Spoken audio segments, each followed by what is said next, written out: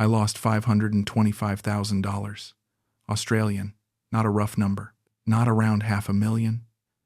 $525,000 precisely, which I know because I've spent the last 14 months going over every bank statement, every transfer receipt, every invoice with a highlighter, and a bottle of Bundaberg rum that I buy because it's cheap now and not because I enjoy it.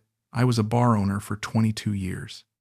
I know exactly how much money $525,000 is. I know what it smells like, what it feels like, what it takes to earn it. And I know what it feels like to watch it disappear into a country that doesn't have your name on any of the paperwork. My name is Craig. I'm 60 years old. I'm sitting in my mate Paul's spare bedroom in Cronulla, and I've been here for 4 months, and I have no plans to leave because I have nowhere else to go. The bar I owned in Sydney for 2 decades sold 3 years ago for $800,000. I walked away with $580,000 after debts and taxes.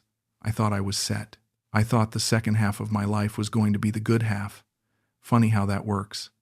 I want to tell you this story because I think I can save some of you from doing what I did.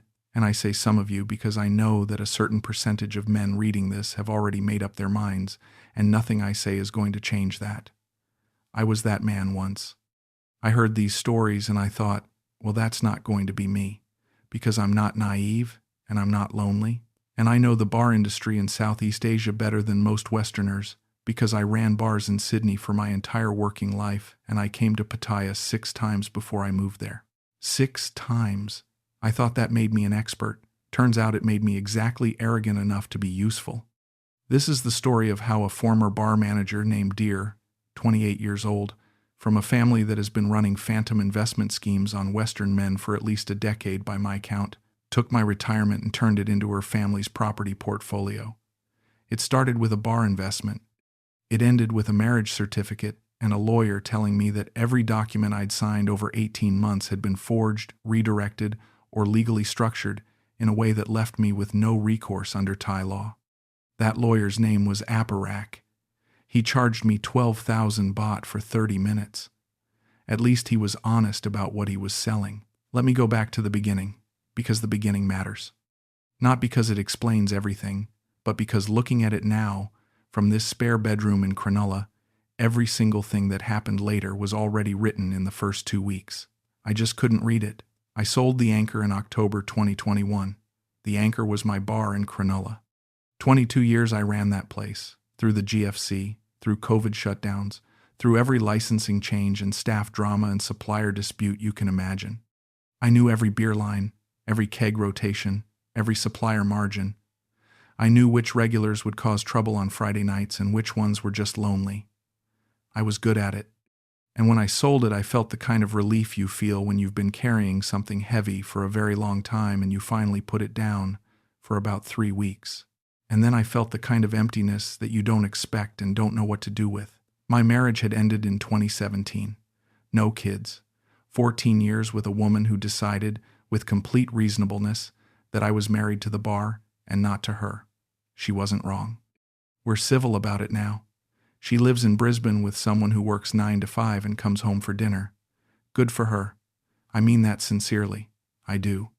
So in October 2021, I was 58 years old, newly retired, $580 in the bank, no marriage, no bar, and no particular idea of what happened next. My mate Paul, same Paul whose spare room I'm currently occupying, had been to Pattaya 4 times and talked about it the way men talk about places that have been very good to them. I'd been to Pattaya myself, 6 times total over the years, usually with a group of industry mates for a week at a time. I liked it. I liked the chaos of it, the noise, the fact that nobody expected anything of you except your next drink order. After 22 years of being responsible for everything and everyone, there was something genuinely appealing about a place where you could just exist without obligation. I want to be accurate about this. I did not go to Pattaya because I was lonely. I went because I was restless and because I'd been there before.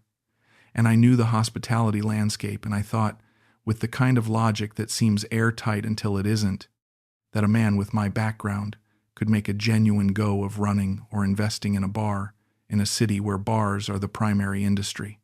That was the plan, not love, not companionship. A business investment in a market I understood. That's what I told myself, and the reason I'm telling you this is because I believed it completely, and I was wrong about every part of it. I arrived in Pattaya in January 2022.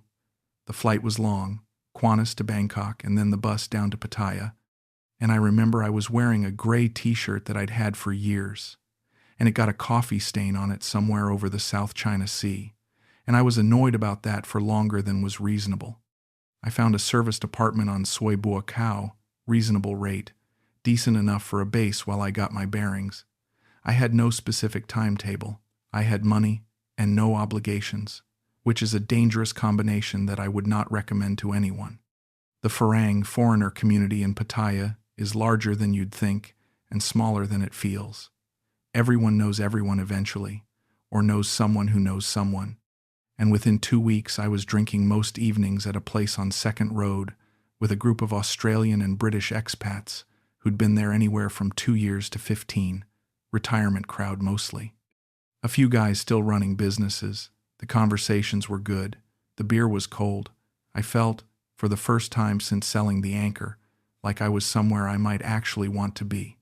I met Deer in the 3rd week of February, 2022. Not on Walking Street, not in a bar of the type you might be imagining. I met her at a restaurant on Thappraya Road, where a mutual acquaintance, a British bloke named Neil, who'd been in Pattaya for 7 years running a guest house, was hosting a small dinner for a group of people connected to the hospitality industry. Deer was there because, Neil explained, she'd been managing a bar in Naklua for 2 years and was knowledgeable about the local scene, which was true. She absolutely was. She was 28. She was not the most beautiful woman I'd ever seen in Pattaya.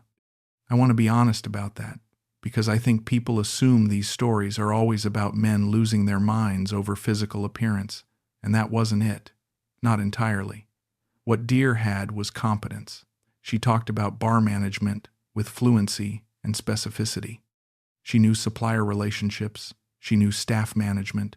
She knew the licensing requirements. She knew what margins looked like at different price points for different clientele. Talking to her felt like talking to someone in my industry. That was more attractive to me, at 58, than anything else she could have offered. We talked for most of that dinner. She asked me about the anchor. I talked about it more than I'd talked about it to anyone since I sold it. She asked good questions, specific questions. I remember thinking, this woman understands what a bar actually is. Looking back, of course, I understand now that she was gathering information. At the time, I thought I'd found a kindred spirit. We met for coffee 3 days later. Her idea, framed as wanting to discuss something she'd heard about a bar in Jomtien that might be looking for a co-investor. I was interested. Of course I was. That was the plan. That was why I was there. The Jomtien bar, as she described it, was a mid-sized place called something I won't name here, with a 4-year operating history, steady tourist clientele, and an owner who wanted to bring in a partner to fund an expansion. The numbers she presented were reasonable. Not spectacular, not suspiciously good, just reasonable, the way genuinely viable business propositions tend to look. She offered to arrange a meeting with the owner. I said yes.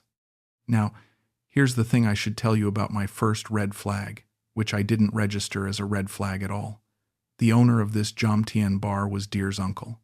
She mentioned this almost in passing, as context, the way you'd mention that you were introduced to a restaurant by a friend rather than finding it yourself. I noted it. I filed it. I thought nothing of it. I had a philosophy, going in, that family business connections were normal in Thai culture and that reading them as suspicious was a Western bias I should be careful about. I'd read that somewhere. Maybe in one of the expat forums I'd been following before I moved. I took that piece of information and I used it to explain away something that, if I'd been evaluating it the way I'd evaluated any supplier relationship at the anchor, would have given me considerable pause. The meeting with the uncle happened in late February. His name was Wichai. He was in his mid-50s, pleasant, spoke reasonable English, with Deer translating the more complex parts. He showed me accounts. He showed me the lease. He talked about the expansion plan with coherence and detail. I asked questions. He answered them. I left the meeting thinking this was a legitimate opportunity. I did not hire an independent accountant to verify the figures. I want to say that slowly and clearly. I did not hire an independent accountant. I ran a bar for 22 years. I know exactly why you hire an independent accountant when you're considering an investment. I know this the same way I know why you keep your back-of-house dry storage locked. Because I learned it the hard way, once in 1999, when a supplier gave me books that didn't match what was actually in the cellar. I knew the rule. I didn't follow it. My reason, at the time, was that I felt I understood the numbers myself, and that hiring an accountant would signal distrust to Witch-Eye and to Deer in a way that might damage the relationship. That reason is embarrassing to say out loud. It gets worse. By mid-March, I had agreed to invest 350,000 Australian dollars into the Jomtien bar expansion, structured as a partnership investment with a 50% share of net profits. The documentation, which Deer helped arrange, and which was drafted by someone I assumed was a local solicitor but later turned out to be a family friend with no legal qualifications, stated that I was a co-investor in the business. The documentation did not, as I discovered 14 months later, convey any actual legal ownership or financial claim. It was, in the technical assessment of Aparak the lawyer, not worth the paper it was printed on under any relevant section of Thai commercial law. But that came later. In March 2022, I transferred 350,000 Australian dollars into an account I was told belonged to the bar's operating company, and I felt good about it. I remember thinking, on the day I made the transfer, that this was exactly what I'd planned to do when I came here. This was the second chapter. This was smart. I was using my experience and my capital to build something in a place I wanted to be. I sat on the balcony of my apartment on Soi Buakau that evening with a singa, and I thought, this is what it's supposed to feel like. I should tell you that around this same time, a man named Jeff, an Australian who'd been in Pattaya for 11 years and whom I'd met through the Second Road drinking group, sat next to me one evening and told me about a friend of his who had lost $300,000 in a bar investment scheme run by a Thai family. The scheme, as Jeff described it, involved a real bar with real accounts that performed well for the first 3 to 6 months of the investment period before a series of operational complications began to drain the investment without corresponding revenue. Jeff told this story carefully, not looking at me directly, in the way that men of a certain generation deliver warnings when they don't want to be seen to be interfering. I listened. I nodded. I said something along the lines of that being a terrible situation and how you could never be too careful. I did not ask Jeff whether he was talking about me. The reason I didn't ask is because my situation was different. My situation was different because I'd done 6 visits to Pattaya and understood the market. My situation was different because Deer had industry knowledge and genuine competence, and I'd seen it myself over months of conversations.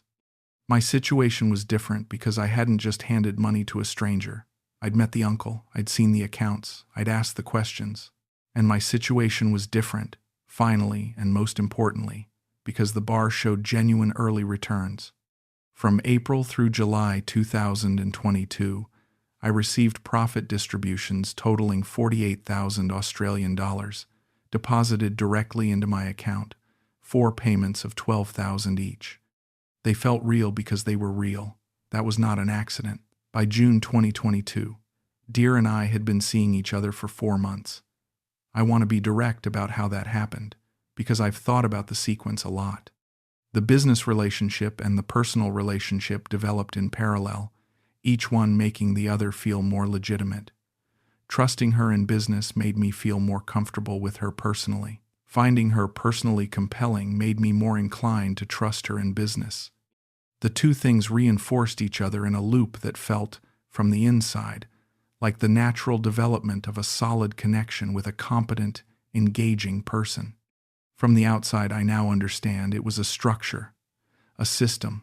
She'd done this before. I wasn't the first. In June, she mentioned, with what seemed like genuine reluctance, that her family was in a difficult situation. Her father had been unwell for some time. The family home in a village outside Rayong was in need of significant repair. Her younger brother, who worked in construction, had borrowed money from a moneylender at rates that were becoming dangerous. She did not ask me directly for money. She presented these facts as burdens she was carrying. The sum she eventually mentioned, when I pushed her on what the brothers' debt situation would require to resolve, was 500,000 baht. At the exchange rate at the time, roughly 19,000 Australian dollars. She said she was embarrassed to be talking about it. She said her family were proud people and she didn't like to involve me in their problems. I gave her the 500,000 baht within a week.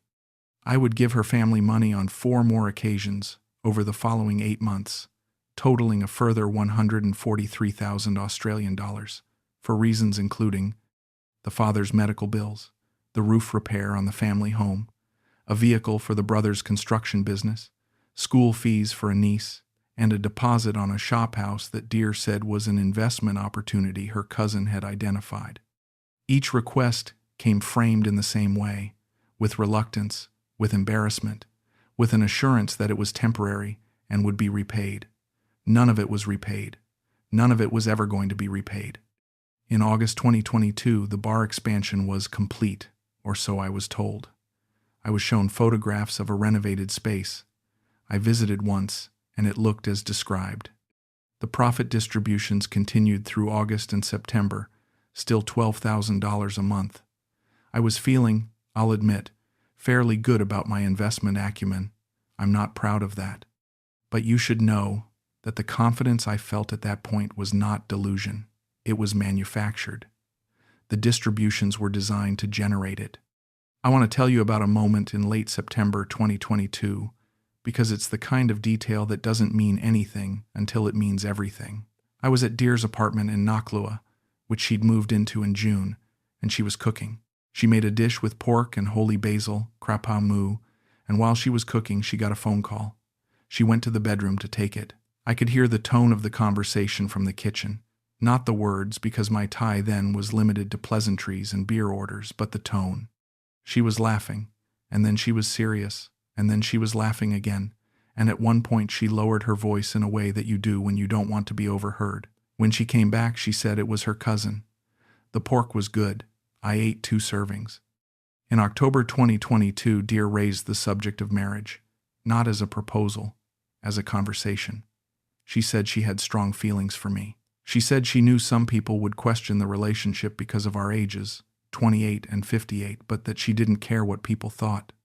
She said that for her, marriage was something you did when you found the right person, not when society decided it was appropriate. I remember thinking that was a mature and sensible position.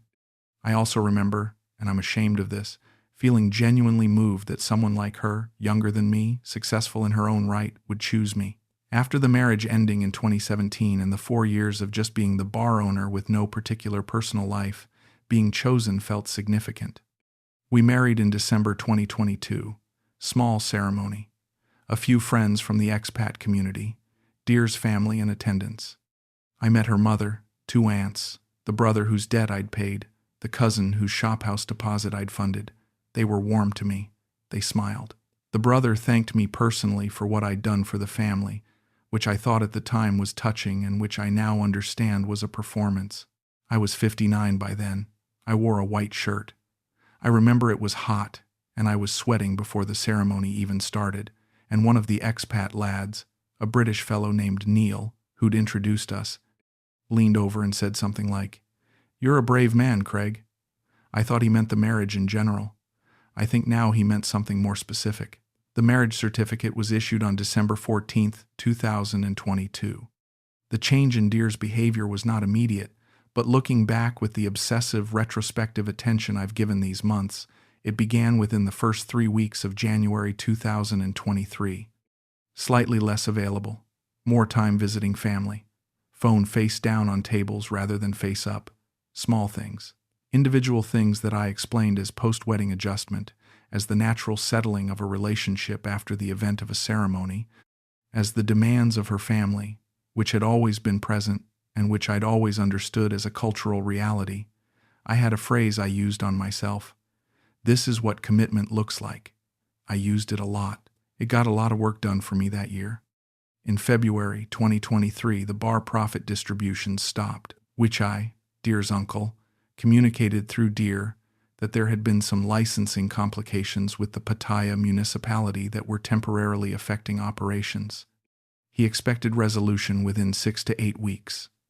I was concerned but not alarmed. Licensing issues in the Thai hospitality industry are genuinely common.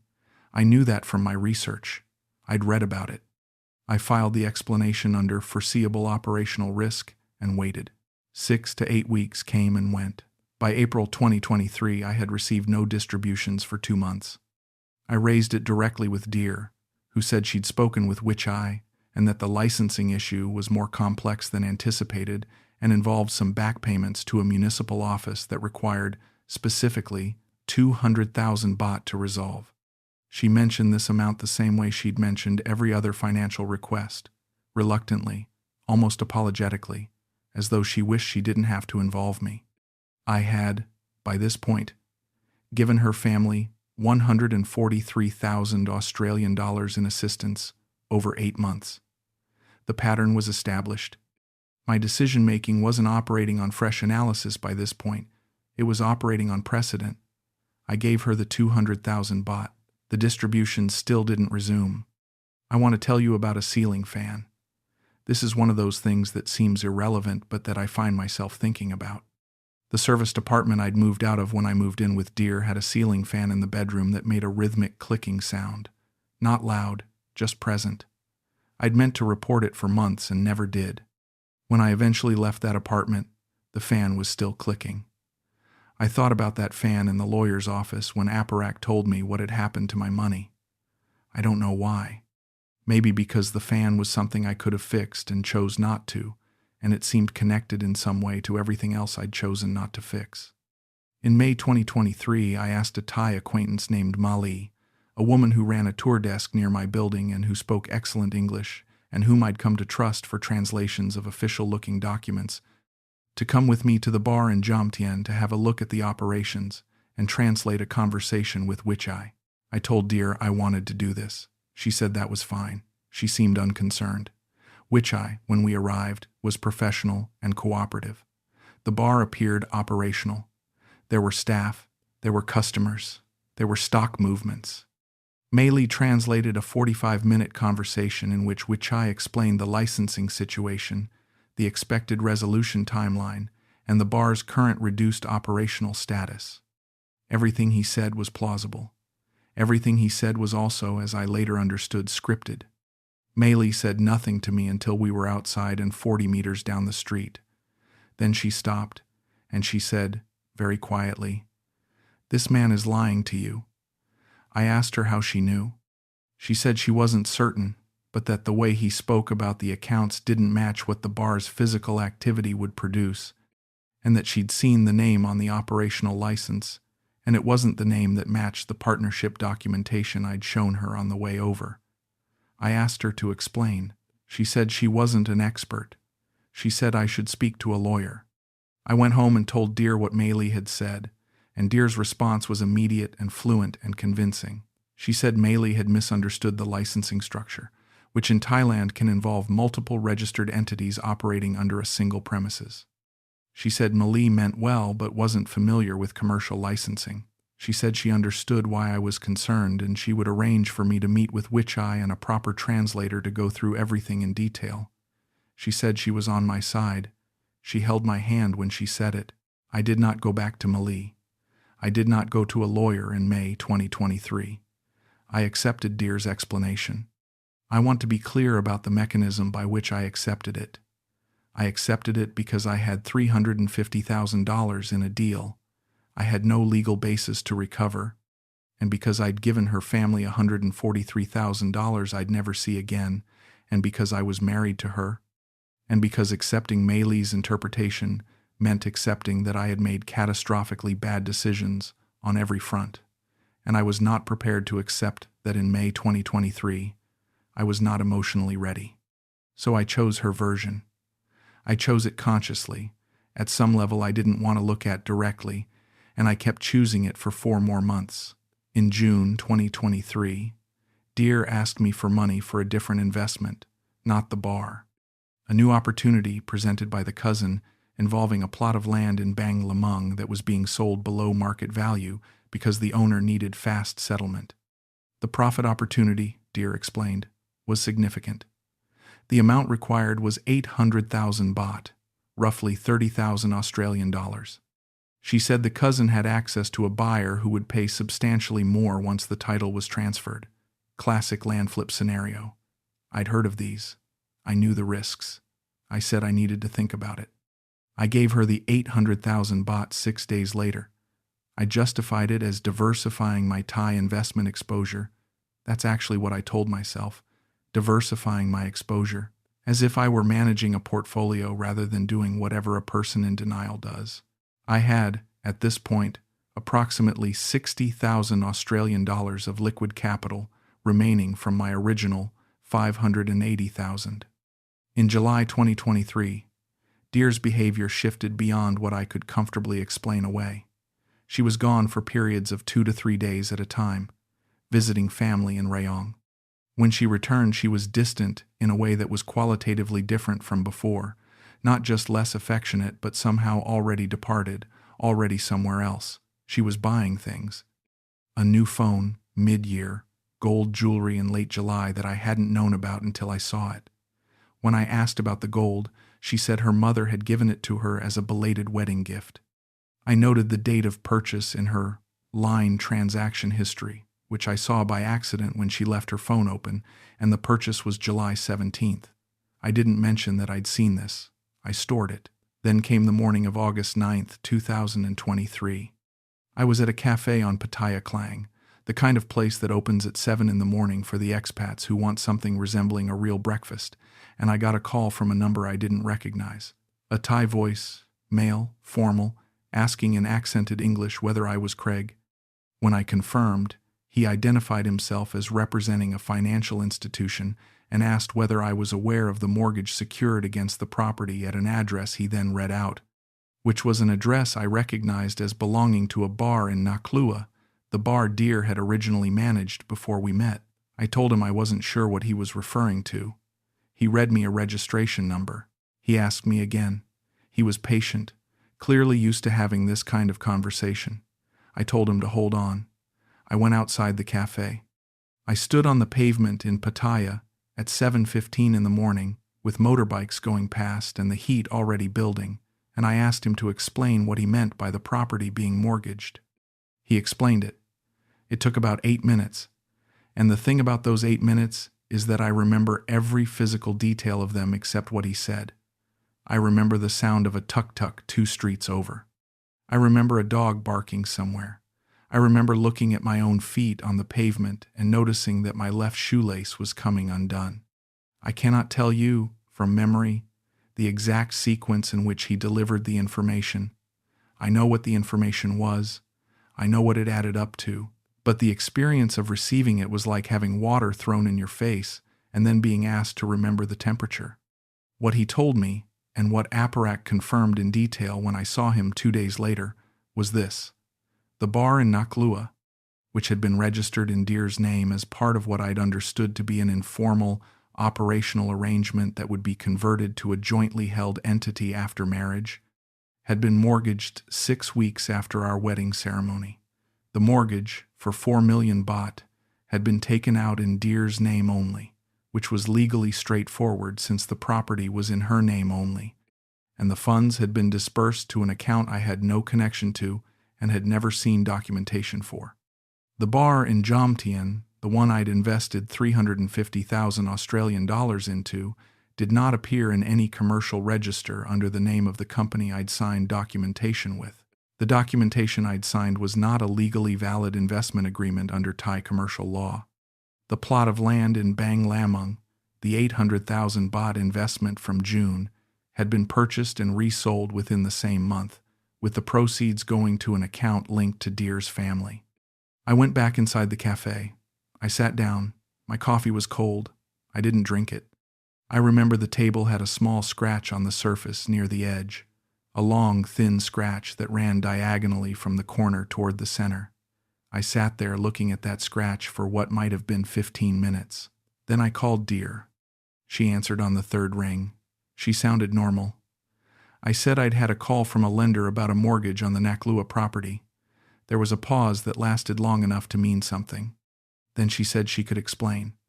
I said, please explain. She said the mortgage had been necessary to fund the family situation with her father's medical treatment, and that she'd been meaning to tell me about it. I said she'd taken out a mortgage on a property 6 weeks after we married without mentioning it to me. She said I didn't understand Thai property law and how these things were structured. I said I wanted to see the documents. She said she'd need to find them. I never saw the documents from Deer. Aparak showed me his own copies, obtained through channels he declined to specify, which confirmed everything the lender's representative had described. I met Deer at the apartment on August 11th. I had spent the intervening day and a half in a state I can only describe as a kind of stunned calm. I wasn't crying. I wasn't raging. I was calculating, mostly, running figures, which is probably what happens when you've managed money. Your whole working life and your emotional processing system defaults to arithmetic when the alternative is something worse. The confrontation, if you can call it that, lasted about 40 minutes. Deer denied significant parts of what I knew. She admitted some things. She cried at one point, genuinely or otherwise, and I found that I felt nothing in response to the crying, which told me something about where I actually was emotionally. She said I had never understood her family's obligations. She said I knew what Thai family culture was like when I married her. She said the bar investment had simply not performed as hoped, which was a business risk I'd accepted. She said she'd tried to protect me from the family's problems. She said a lot of things. At one point she said that if I hadn't been so generous with money, the family would never have come to depend on it, which was the closest she came to an argument that required any effort on my part to dismiss. I left the apartment that day. I stayed in a guest house on SWA 13 that Neil ran because I had nowhere else to go and because I didn't want to be alone in an anonymous hotel. Neil said almost nothing, which was the right call. He gave me a room and left me to it. I remember he brought me food on the second evening without being asked. That was kind. I still think about that. My financial audit, which I conducted over 3 evenings with a calculator and those bank statements and the rum I mentioned, came out as follows. The bar investment, unrecoverable, 350,000 Australian dollars. Family assistance payments, 143,000. Bang Lamong land investment, 30,000. The Cronulla bar mortgage, which I had no legal connection to, but which represented a liability against a property I'd understood to be in our shared domestic interest, equivalent to approximately 150,000 Australian dollars. Additional transfers and cash contributions over 18 months that I couldn't fully account for, 32,000. Lawyers' fees and costs associated with attempting to understand my position, 12,000, with more to come. Total, 517,000 Australian dollars, plus ongoing legal costs that would push the figure past 525,000 before I left Pattaya. I want to be clear about the legal situation. Aparak was thorough and not unsympathetic. Under Thai law, property purchased in a Thai national's name is owned by that person. An investment agreement that does not constitute a valid commercial contract has no enforceability. A foreigner who makes financial transfers as gifts or assistance to a Thai partner or their family has no claim to those funds. The marriage, he explained, did not create the financial entanglement. The marriage legalized the entanglement that had already been created. The specific structure, as he described it, was one he'd seen several times, particularly in Pattaya and Phuket, involving Thai families who operated serially and who targeted Western men in the hospitality and investment space because those men came with capital, credibility in their own minds, and a specific kind of vanity about their ability to spot a good deal. He said he was sorry. I said I was too. I flew back to Sydney in October 2023. I packed what fit in 2 bags. Everything else, furniture, appliances, clothes, things I'd accumulated over 18 months of building what I thought was a life, I left. I didn't have a final conversation with Deer.